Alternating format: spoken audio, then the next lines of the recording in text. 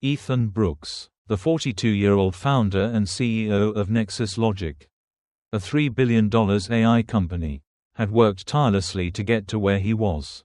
Raised on the south side of Chicago, he had earned his success with grit and determination, always leading with humility. On that quiet Monday morning, as he boarded Skyhigh Airways Flight 238 to San Francisco, he settled into his seat 2A, a spot he had carefully chosen for its extra legroom and proximity to the exit, essential for finalizing his keynote speech for the Global Ethics and Technology Conference. He was a Platinum Elite member, and everything seemed perfect for a peaceful flight. But that calm was quickly shattered when flight attendant Claire Dawson approached him with a request that shook him to his core.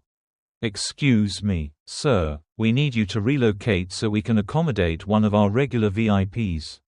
Ethan, puzzled yet polite, showed his boarding pass and membership card, making it clear that this was his assigned seat. But Claire's response was unsettling. "Miss Sloan always sits here on this route." Despite his polite refusal, Claire persisted, and soon, Meline Sloan, a well-dressed woman, stepped forward, demanding her seat as if it were a birthright. The exchange grew tense as Claire discreetly accepted a bribe to resolve the matter, an act witnessed by a passenger who began filming. This moment was more than just about a seat. It revealed a deeper issue, an ingrained bias that Ethan, as a black man, had to face. As the crew continued to push for his compliance, Ethan's decision to stand his ground wasn't just about a seat.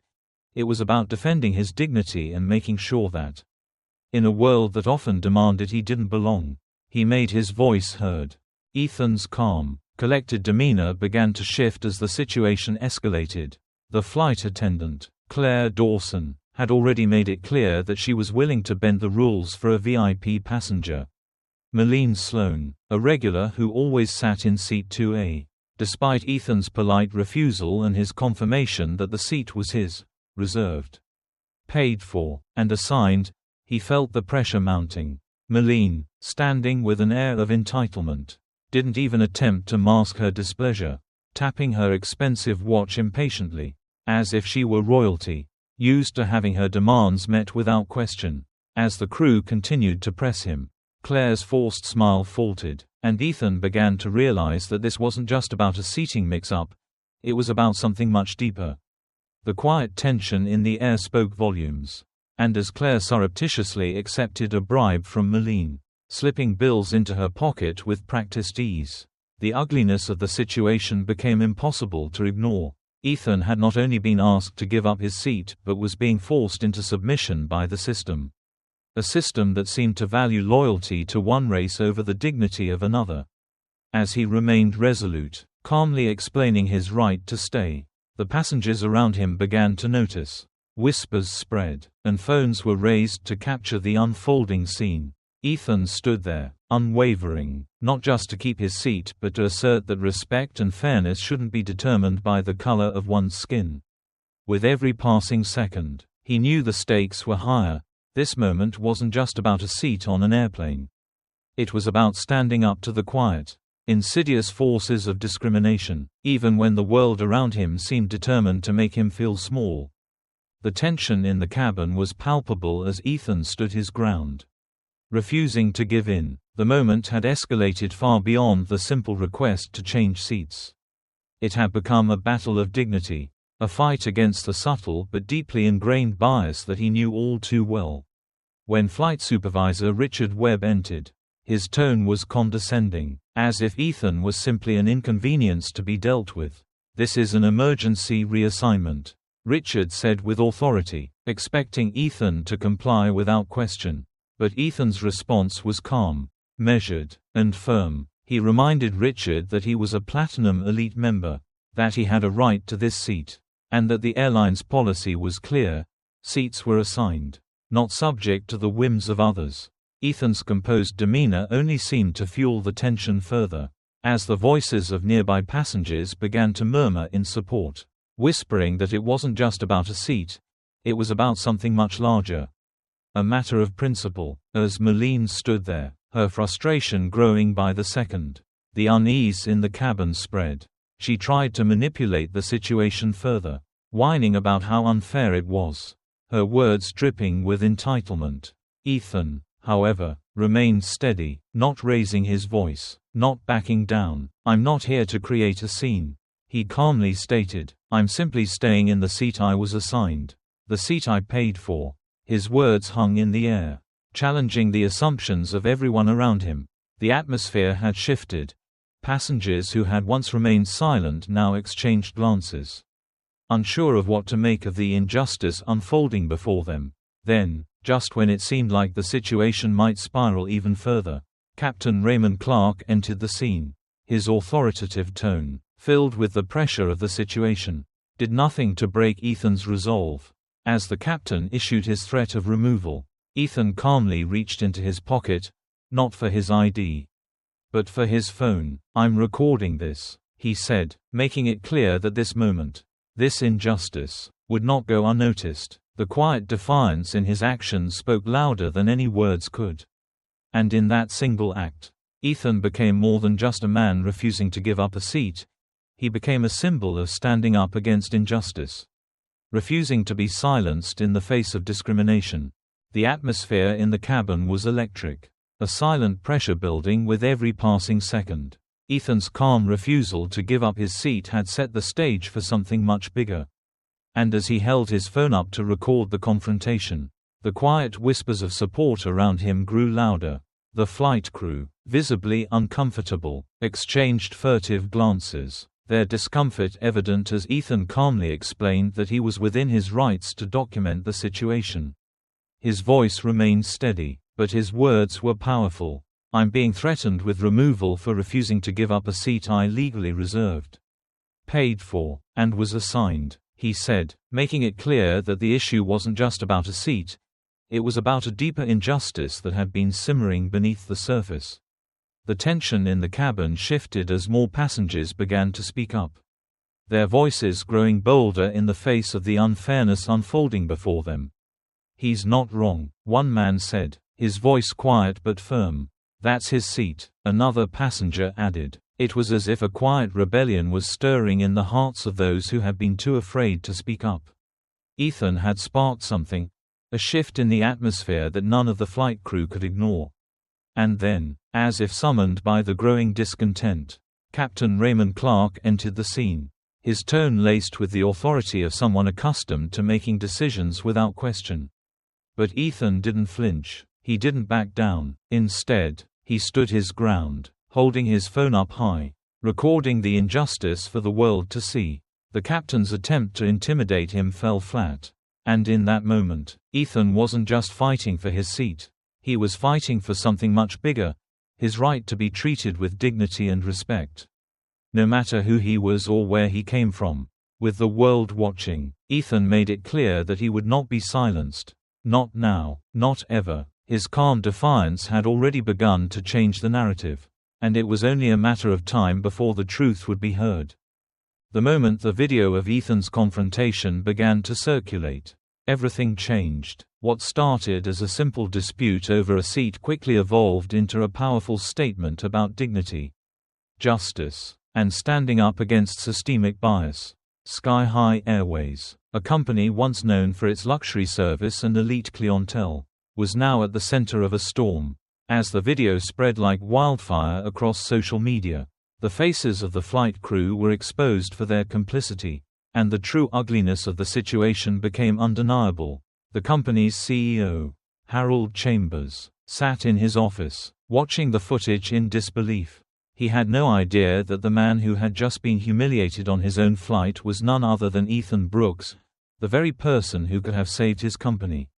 As the video reached millions of viewers, the fallout was immediate and fierce. Investors, board members, and customers alike demanded answers. And within hours, Skyhigh Airways was under intense scrutiny. Ethan had become more than just a passenger wronged by an airline. He had become a symbol of resistance. But even more than that, he had become the catalyst for a much-needed change. As the boardroom meeting unfolded, the weight of the situation hung heavy in the air. Ethan wasn't there to demand an apology. He was there to demand accountability. His calm yet unyielding presence shook the entire room as he laid out his demands: an immediate termination of the employees responsible for his mistreatment, and the complete overhaul of a system that had allowed this kind of behavior to persist. The board was left stunned, their hands forced by the undeniable truth of what had happened. But Ethan wasn't done. He knew this wasn't just about punishing a few employees, it was about making sure that something like this never happened again. His actions had set the stage for the company's transformation, and though the journey had only just begun, the ripples of change were already being felt. For Ethan, this wasn't just about getting justice for himself. It was about creating a world where dignity and respect were given freely to everyone, no matter who they were. As the dust began to settle, Ethan's fight for justice evolved into something far greater than anyone had anticipated. What had started as a single moment of defiance on an airplane had sparked a transformation within Skyhigh Airways, one that would ripple across the company and beyond. The video of the incident had not only captured the world's attention but had exposed the deep flaws within the airline's culture. Ethan's demand for accountability had sent shockwaves through the boardroom, forcing the company to confront its own biases and failures. The executives, once confident in their authority, now found themselves facing the consequences of their actions. But instead of seeking revenge, Ethan sought change, real, tangible change. He didn't just want the 3 employees responsible for his mistreatment fired, he wanted to ensure that the culture of entitlement, silence, and selective service that had allowed such behavior to thrive would be dismantled. Ethan's vision was clear. Skyhigh needed a reckoning, and it needed to be rebuilt from the inside out. The airline embarked on a new journey, one where training in bias awareness, empathy, and personal reflection would become mandatory for all employees. It was a radical shift, one that prioritized human dignity and respect above profit and prestige. As the days passed, it became evident that this was more than just a corporate adjustment, it was a cultural awakening. Passengers began to notice the change in the air, feeling a renewed sense of respect and trust when flying with Skyhigh. Ethan's quiet strength had proven that one person, standing firm in the face of injustice, could inspire an entire organization to confront its demons and rise above them. And for Ethan, this wasn't just about one incident. It was about showing the world that justice wasn't just about punishment, it was about transformation. About creating a future where everyone had the right to be seen, to belong, and to be treated with dignity. The change was just beginning, and Ethan knew that the battle for justice had only just begun. Months passed, but for Ethan, the fight for justice was far from over. The headlines had faded, the hashtags had cooled, but his mission was just beginning. The corporate world had witnessed the public reckoning Skyhigh Airways had endured. But Ethan understood that true change wasn't just about a viral moment, it was about a deeper, more meaningful transformation. The company had been forced to confront the toxic culture that had allowed systemic bias to thrive. And now, it was time to ensure that this wasn't a temporary shift but a lasting one. Ethan wasn't just calling for a new set of rules, he was demanding an entirely new way of thinking. Skyhigh's leadership had a chance to rebuild itself, to rewrite the narrative of entitlement and silence that had plagued the airline for so long. And so, Ethan launched the Second Path, a groundbreaking rehabilitation program designed to force individuals to face their biases, to reflect on their actions, and to understand the historical context of their behavior. This wasn't a quick fix or a PR stunt. It was a genuine effort to make employees not just follow new protocols but to understand the root causes of their behavior. The journey was never easy. Some of the employees, including those who had been responsible for Ethan's mistreatment, initially resisted. Claire, the flight attendant, broke down in her first session, admitting that she had always thought silence was neutral, but now she saw how it had been complicit in perpetuating harm. Richard, the supervisor, struggled at first, defensive and resistant, but slowly, he began to confront the unconscious biases he had long denied. Captain Clark, the man who had threatened Ethan with removal, came to realize that fairness wasn't enough, it needed to be backed by courage. Ethan didn't just watch from the sidelines, he was there, present, listening, holding them accountable, and guiding them through the fire of self-reflection. And though their progress wasn't linear, there was growth, slow, but undeniable. Ethan's quiet strength, his willingness to offer a second chance, became the catalyst for a broader change that stretched far beyond that fateful flight. The second path didn't just change Skyhigh, it set a new standard for accountability and transformation. Proving that true justice wasn't about punishment, it was about rehabilitation, understanding, and ultimately, redemption. 6 months had passed since the moment of reckoning, and Ethan's actions had already set in motion a profound transformation within Skyhigh Airways. The airline, once known for its luxury and elite clientele, had become a symbol of redemption, not just for its employees but for the passengers who flew with them. Ethan's quiet determination, his unyielding stance against injustice, had sparked a cultural revolution that was far-reaching, reshaping the very core of the company. The Second Path program had become a cornerstone of this transformation, a mandatory course for every employee, from gate agents to executives. It wasn't just a training program, it was a journey of self-reflection, a deep dive into understanding personal biases, and a commitment to empathy.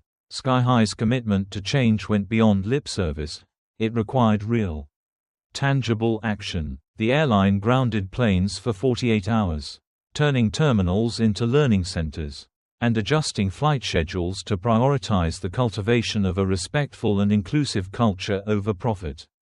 This bold move, unheard of in the industry, sent a powerful message that Skyhigh was no longer content with merely meeting the standards of the past. They were setting a new standard, one that recognized the dignity and worth of every passenger, regardless of their race or background. The shift was palpable. Passengers felt it in the air, in the renewed attentiveness and warmth from the crew. Customer satisfaction soared to all-time highs. But more than that, there was a sense of pride that permeated the airline. People knew they were part of something bigger, something that was changing not just the way they flew, but the way they treated one another.